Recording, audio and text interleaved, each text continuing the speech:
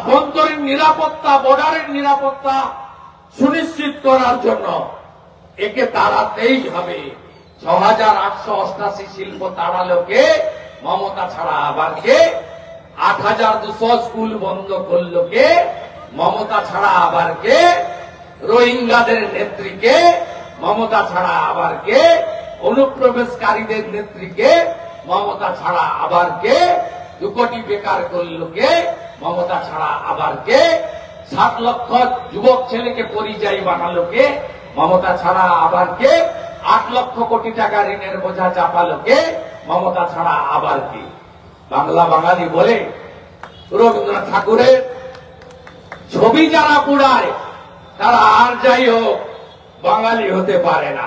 নমস্কার বন্ধুরা, আমার নাম ধ্রুবজ্যোতি সরকার। তৃণমূলের মাফিয়ারাজ এবং লুটরাজের হাত থেকে কেন্দ্রীয় সরকারের আধুনিকরণের অনুদানকে রক্ষা করতে ও আসানসোল শিল্পাঞ্চলের বেকার যুবক যুবতীদের কর্মসংস্থানের দাবিতে ইন্ডিয়ান আয়রন অ্যান্ড স্টিল কোম্পানিতে গণডেপুটেশন। সেখান থেকে তৃণমূলকে এসআইআর নিয়ে কটাক্ষ শুভেন্দুর। শুনুন আরো কি বললেন বিরোধী দলনেতা। আপনি কি বলেছেন? ওখানে উত্তরবঙ্গে জলপাইগুড়িতে 3 বছর লাগে, বিহারে 45 দিন লেগেছে, 2002 বাংলায় কতদিন লেগেছিল? 50 দিন। আপনি ওখানে বলছেন এসআইআর করতে দেব না, হবে না। আবার আপনার পার্টি 5টা জেলাতে বিএলএ 2 নাম জমা দিয়েছে। কিছু না, শুধুমাত্র মুসলিমদেরকে ভয় দেখানো আর টুপি পরানো।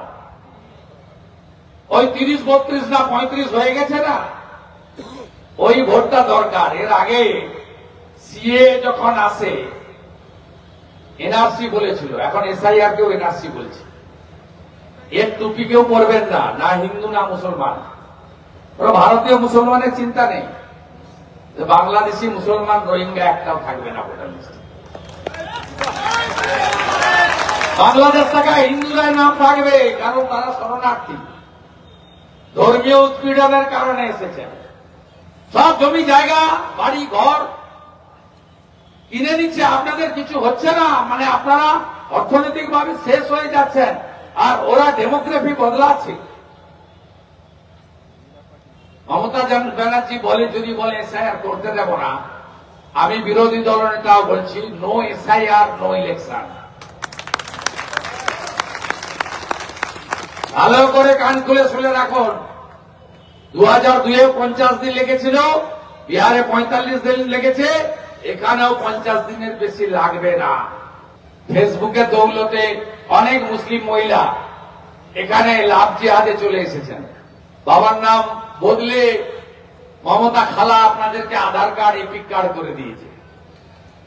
আপনাদের কারোর নাম এসআইআর এর পরে থাকিব না। তৃণমূলের নতুন কর্মসূচি আইপ্যাকের বুদ্ধিতে। আগে প্রশান্ত কিশোর ছিল, ও বিহারে গেছে মুখ্যমন্ত্রী হবে বলে, ওর একটা ম্যানেজারকে এখানে দিয়ে গেছে। ওই বুদ্ধি দিচ্ছে মমতাকে, প্রতীক জয়ী। সে বলেছে পাড়ায় সমাধান করুন। আজকে 2টো পোস্ট আমি করেছি সোশ্যাল মিডিয়াতে। একটা পশ্চিম মেদিনীপুরের নারায়ণগড়ে একটা গ্রাম পঞ্চায়েতে ভিডিও ছুটে পালাচ্ছে, আর তার পিছনে জনগণ তাড়া করছে। তাই আমি নাম দিয়েছি আমার পাড়া তৃণমূল তালা। তারপরে আবার একটা পোস্ট করলাম গাড়িতে আস্তে আস্তে, কাকদ্বীপে তৃণমূলের ব্লকের মহিলা সভানেত্রী, জেলা পরিষদ মেম্বার, তাকে এই ক্যাম্পে ঢুকতে দিচ্ছে না পাবলিক। সেখানেও দেখলাম আমার পাড়া তৃণমূল তালা। দাঁড়াবেন তো? সবাইকে বলা নেব, ভোটের সময় কিন্তু এই হিন্দি বাংলা করবে। আপনি কখনো দেখেছেন এই যে ইসলামিক কুইজ হলো, ইমতিয়াজ ভাই করলেন, সব উর্দুতে লেখা, উপর থেকে নিচ। আমি উর্দুর বিরোধিতা করছি না, বাংলা কোথাও ছিল না।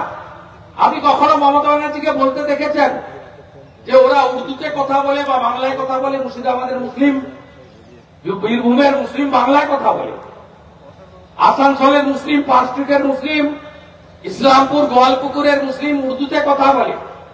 কখনো বলতে দেখেছেন? আপনাদের কাছে প্রয়োজন মতো বলে হিন্দি আর বাংলা। কেন? কেন হচ্ছে ভাগ করো সনাতনীদের, সনাতনীদের ভাগ করো বাংলার হিন্দির নামে, কখনো বলে না উর্দু আর বাংলা। বন্ধুরা, ভিডিওটি ভালো লাগলে দয়া করে লাইক শেয়ার করে দেবেন, আমাদের পেজটা ফলো করে নেবেন আর আপনার মতামত কমেন্ট করে অবশ্যই জানান। ধন্যবাদ।